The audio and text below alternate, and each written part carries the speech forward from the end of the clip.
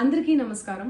నిన్న ఏదైతే నా బర్త్డే పార్టీ జరిగిందో ఒక చిన్న ఇంట్లో పార్టీ లాగా ఒక ఫ్యామిలీ ఫంక్షన్ లాగా జరుపుకోవాలన్న ఒక ఉద్దేశంతో ఆ రిసార్ట్లో మా అమ్మా నాన్నల కోరిక మేరకు మా అమ్మా నాన్నలతో కలిసి మా ఫ్యామిలీ మెంబర్స్తో కలిసి నేను జరుపుకోవడం జరిగింది. అక్కడ మా అమ్మా నాన్న ఫ్రెండ్స్, మా ఫ్రెండ్స్, మా ఫ్యామిలీ ఫ్రెండ్స్, మా టీమ్ మెంబర్స్ మాత్రమే ఉండడం జరిగింది. అండ్ అట్లనే లిక్కర్ ఉండడం జరిగింది, సౌండ్ సిస్టమ్ ఉండడం జరిగింది.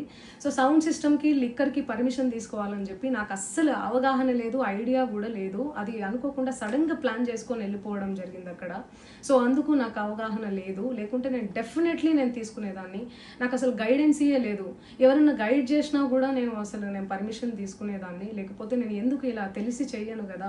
సో ఇదంతా ఇలా తెలిసి అయితే నేను తప్పు చేయలేదు, తెలియకుండా ఇది జరిగిపోయింది.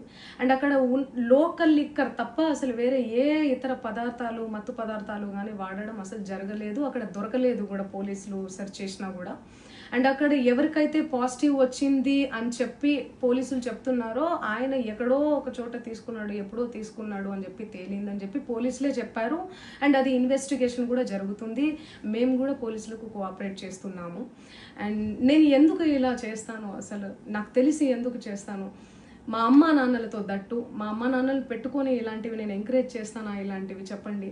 అండ్ ఒక రోల్ మోడల్గా, ఒక ఇన్స్పిరేషనల్గా ఉండాలని అనుకుంటాను, కానీ నేను ఇలా ఎందుకు చేస్తాను. సో ప్లీజ్ దయచేసి మీడియా మిత్రులకు నా విన్నపం ఏంటంటే, ఆధారాలు లేని అభియోగాలు నా మీద అస్సలు మోపద్దు ప్లీజ్.